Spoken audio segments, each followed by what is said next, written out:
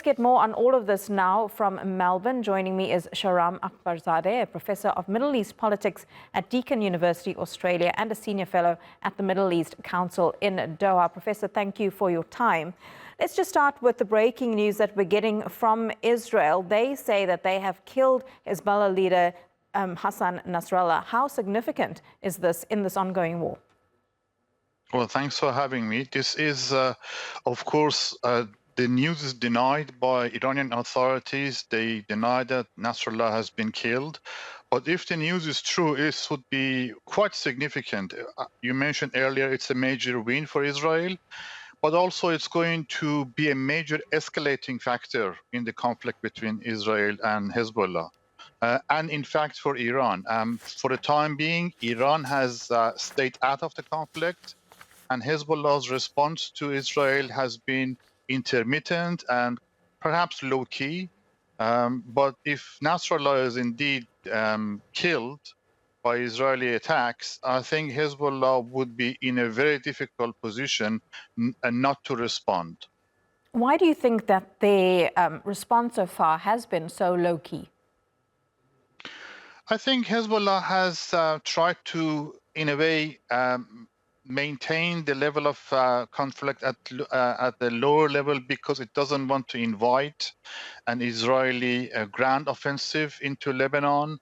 It tries to avoid an all-out conflict because that would be very, very costly. When Hassan Nasrallah came to power, it was 1992, and that was after the assassination of the former leader by Israel. Within the last 14 days, if that even, we've seen many of Hezbollah's top commanders being assassinated by Israel. In the short term, what has that done to their military structure and to their ability to retaliate? Well, I don't think Hezbollah's capability to retaliate has been seriously diminished. Hezbollah, as we heard earlier by your reporter, has received significant missile and drones from Iran, high-tech drones and missiles from Iran. Target precision, which could inflict serious hurt and damage to Israel. It has refrained from using those kind of missiles because I think Hezbollah appreciates that by doing so, it would really invite a grand offensive and an all-out escalation of conflict. But do you think that is exactly what Israel wants, that they are trying to draw a country like Iran, their prescribed biggest enemy, into a regional war, and then possibly getting that support from the United States, who have already sent more troops to the Middle East to beef up their military capabilities there? That's precisely the point. Thanks for raising that. Because Israel basically, especially the government of Prime Minister Netanyahu, thrives on conflict and on raising tension and chaos in the region. Netanyahu has been, looking for fights, first in Gaza, now with Hezbollah in Lebanon, and trying to drag Iran into the conflict as well, with the clear objective of also entangling the United States.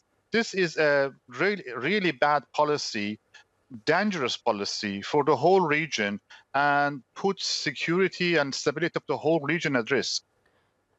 But Iran doesn't, it seems at this point, it of course doesn't want to get involved in a regional war, especially after Hamas leader Ismail Haniyeh was assassinated on Iranian soil. That's the whole irony of the situation. Iran has been saber-rattling and condemning Israel, supporting Hezbollah, supporting Hamas to do the fighting.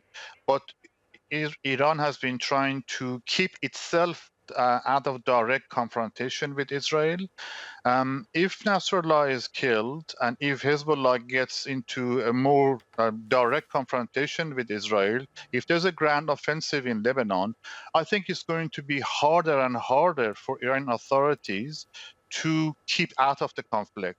There is a lot of pressure within the Iranian regime to be more proactive in the conflict, and in fact get engaged and hit Israel directly.